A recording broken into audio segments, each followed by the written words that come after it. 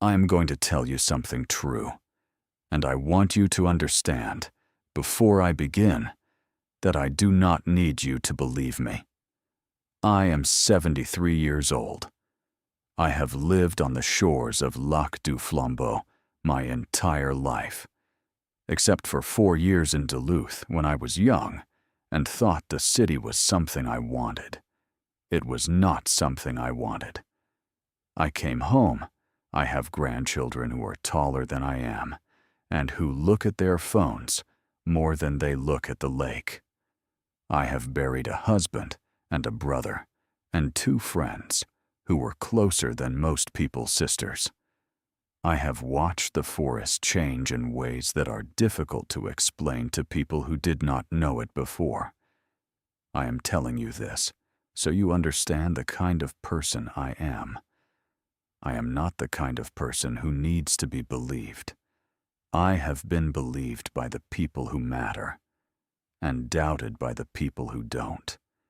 And I have stopped keeping track of which is which. But I am telling you this because my granddaughter Lily asked me to. She is 24 years old, and she makes videos on the internet. She told me there are people out there who want to hear this kind of story. I told her, it is not a story. It is a thing that happened. She said, tell it anyway. So I am telling it. For Lily, and for the people out there who are ready to hear something true. My people have a name for them. We have always had a name for them. I'm not going to tell you the name, because the name is ours, and it carries things with it that I'm not willing to put into this. But I want you to know that the name exists, that it has existed for longer than the United States has existed, longer than any of the borders on any of the maps that parceled this land into pieces that could be owned. Longer than any of that. My grandmother knew about them. Her grandmother knew about them. We have always known. And when the white researchers come up here, and they do come with their recording equipment and their plaster for casting tracks and their very serious expressions, and they ask us if we have seen anything unusual in the forest, we look at them. We look at them for a while. And then we say, unusual how? Because that is the question, isn't it? Unusual to whom? To us. They are not unusual. They are old. They are part of the country. They have always been part of the country. What is unusual is that anyone thought they weren't. I was 8 years old the first time I saw one. I was with my grandmother. We were picking medicines in the bog on the east side of the lake, the one that has good Labrador tea in August and leatherleaf in spring. My grandmother knew every plant in that bog by name and by use, and by the time of year you could take from it, and the time of year you left it alone. She was teaching me. She had been teaching me since I could walk, the way her grandmother had taught her. Not in a classroom, not from a book, by going to the place and being in it and paying attention. We were in the bog when she went still. My grandmother going still was not like other people going still. Other people go still because they are startled, or afraid, or uncertain. My grandmother went still the way the water goes still before a storm, intentionally, completely. As if stillness were a thing she chose rather than a thing that happened to her. I stopped too. I had learned to stop when she stopped. She looked at the tree line to the north. I looked too. And I saw it. At the edge of the black spruce, where the bog met the forest and the ground went from soft to soft differently, standing in the shadow of the trees, but not hidden, not hiding, just standing. Very tall, very dark, very still. My grandmother made a sound. Low, not words, not English, not Ojibwe, something older than either. The shape in the trees made a sound back, also low, also not words. But I understood it the way you understand tone of voice in any language. Before you have the words, you have the tone. It was not threatening. It was not surprised. It was... And I have thought about this word for 65 years, so I am confident in it. It was greeting. My grandmother made another sound. The shape stood for another moment, and then it moved back into the black spruce and was gone. My grandmother watched the tree line for a little while longer. Then she went back to what she was doing. She picked up the bunch of Labrador tea she had set down. She showed me again how to take from the plant without damaging the root. I said, "Grandmother, what was that?" She said, "You know what that was." I said, "I know the name." She said, "Then you know what it was." And that was the end of the conversation. That was how my grandmother taught. You already know. Now you know that you know. That is different from not knowing. I saw them 4 more times before I left for Duluth. Each time I was alone. Each time I was in the deep forest. Not on the trails, not near the road. Each time the encounter was brief and quiet. A presence perceived, an acknowledgement exchanged, a departure. I did not write these things down. We do not write these things down. We carry them. In Duluth, I did not see them. Obviously, I was in a city, but I thought about them, more than I had thought about them when I was home, which is how it usually works, I think. You do not think much about the things that are simply part of your world. You think about them when they are absent. I came home in 1975. I was 24 years old. I married my husband Thomas the following year. We had 3 children. We lived on the lake. And in all of that time, 47 years of living in this place, I have seen them 11 times. 11 times in 47 years. That sounds like very little. 1 sighting every 4 or 5 years. But that is not the right way to count it. The right way to count it is this. In 47 years, living on the shore of this lake, in a country I have known my entire life, I have never once felt alone in the forest. Not once. That is not 11 encounters. That is 47 years of company. I want to tell you about one specific time, because my granddaughter Lily says the stories need specifics, and Lily is right about most things. It was the winter of 1993. My son Marcus was 11 years old. He had been sick, a respiratory thing that had gone on too long and settled into his chest the way things settle into children's chests in Minnesota winters, when the temperature drops below 0 and stays there. He was better, mostly better, but the kind of better that is really just the beginning of worse. And I was watching him. Thomas was in Wausau for work. My mother was in the hospital in Minocqua, a hip, not dangerous, but she needed someone there. And my sister had gone. I was alone with Marcus and my 2 younger ones, my daughter Rachel, who was 8, and my youngest Paul, who was 5. It was fine.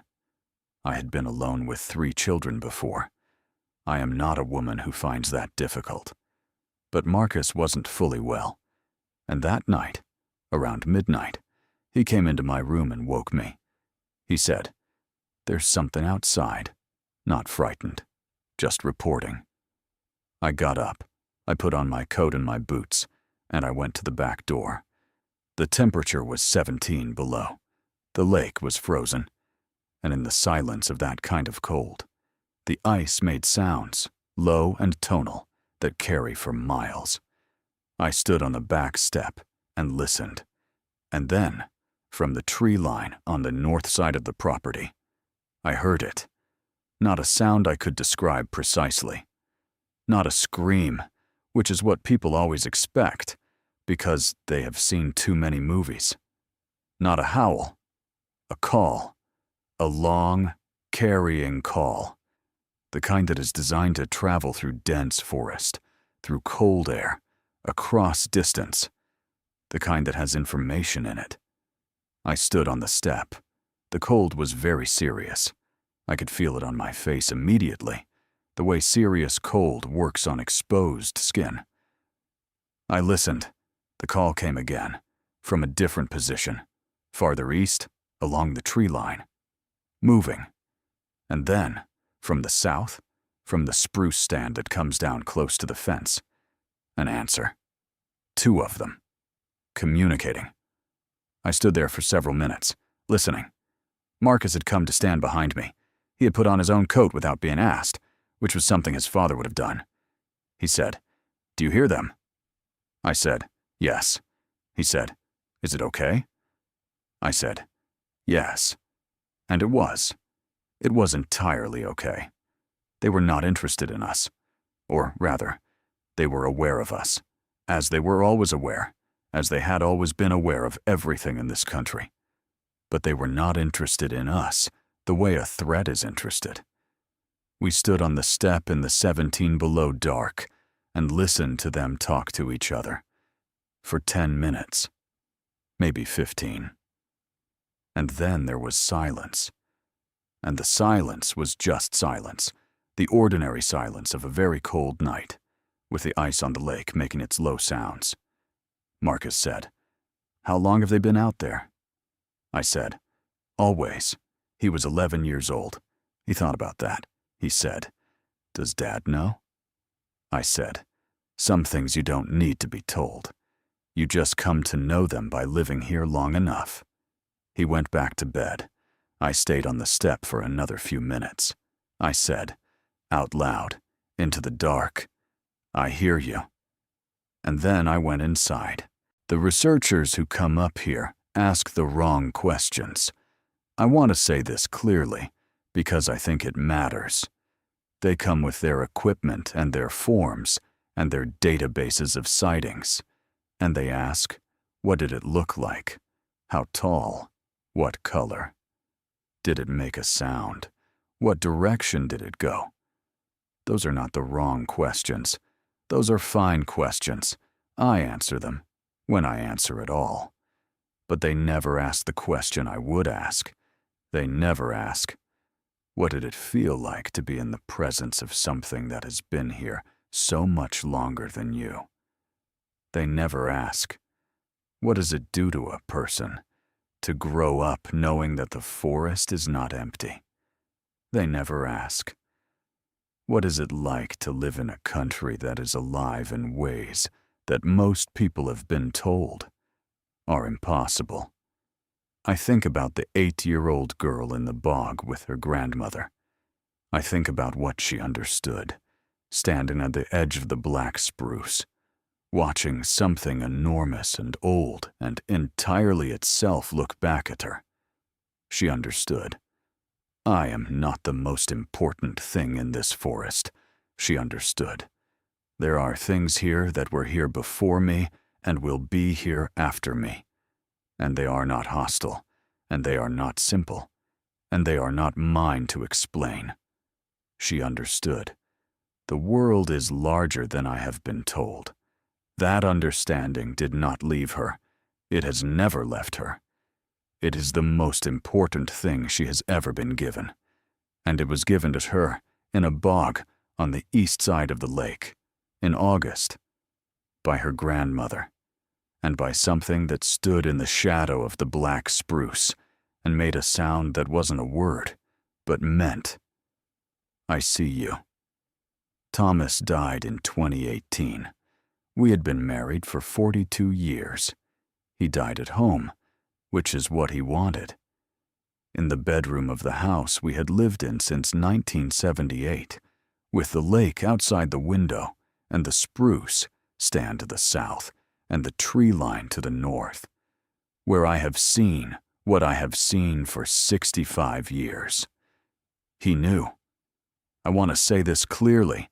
He knew, and had always known. The way people who live in a place long enough come to know the things that are true about it.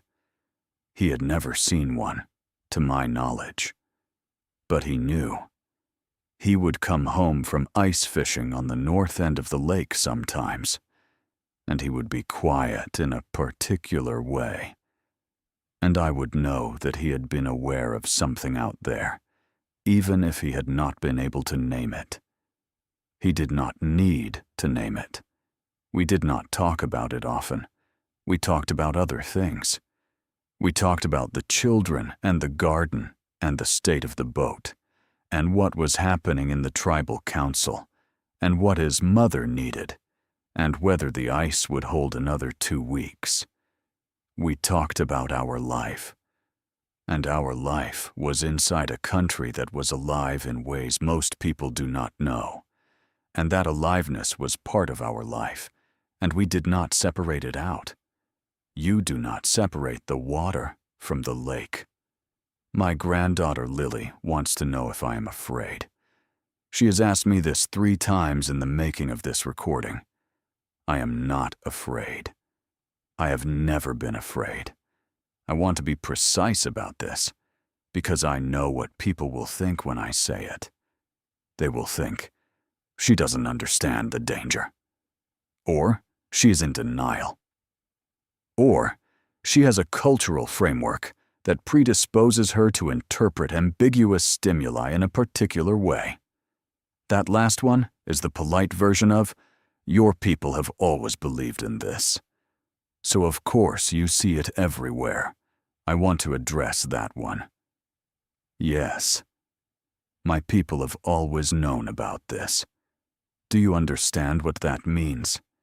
It means that when your scientists were still arguing about whether such a thing could exist, when your researchers were collecting footprint casts and debating old footage, my people were not arguing about anything. We were not debating. We were not uncertain. We had not been uncertain for a very long time. Because we live here. We have always lived here. And the things that live here have always been part of what we know about this place. You can call that a cultural framework. I call it paying attention. For a very long time. To a place. That is what it is. My youngest grandchild is 3 years old. Her name is Rosie. She has her great-grandmother's eyes. Or, that is what my sister says. And I believe her. Last summer, I took Rosie into the forest for the first time. Just to the edge. Just far enough that the trees closed over us and the road was out of sight. She was not afraid. She looked around. At the trees. At the light coming through. At the moss on the fallen log. At the mushrooms coming up along the roots. She said, "It's big." I said, "Yes, it's very big." She said, "Is there things in it?" I said, "Yes, many things." She said, "Good things?" I thought about that. I thought about my grandmother in the bog, going still. I thought about Marcus on the step at 17 below. I thought about Thomas coming home from the ice and being quiet in that particular way. I thought about 65 years of presence in this forest, patient and ancient, and nothing like what the movies told you it would be. I said, mostly good things, old things, things that have been here a very long time. She thought about that. She said, "Do they know we're here?" I said, "Yes, they always know." She said, "Do they mind?" I said, "No, they don't mind." She seemed satisfied with that. She went back to looking at the mushrooms, and I stood in the forest with my youngest grandchild, and I listened to the trees, and somewhere in the deep timber, beyond where the light reached, something was listening back. It is always listening back. That is not frightening. That is just true. And the truth of it, the long, patient, ancient truth of it, is one of the things I am most grateful for. in 73 years of living in this country, that I have never been alone in it. Not once. Not for a single day. I want to end with something my grandmother said. Not on the morning in the bog. Later, when I was older. Maybe 12.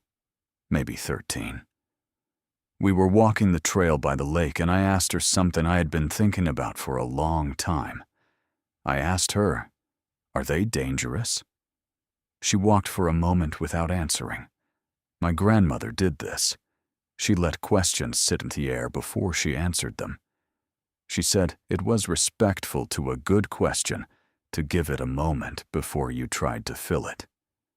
Then she said, "Everything in this forest is dangerous if you treat it carelessly," I said. "But specifically." She looked at me. She said, "They have been here since before us. They will be here after us. They are not ours to understand completely.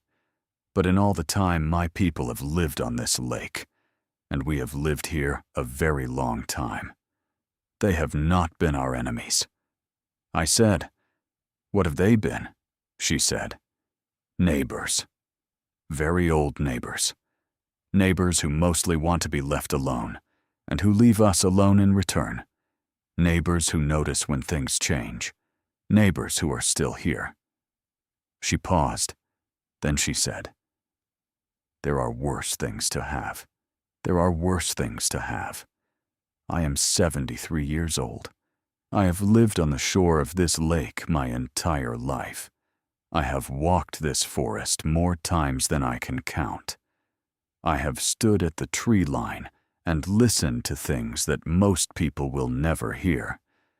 I have been present in the presence of something that has been present in this country for longer than anyone can say.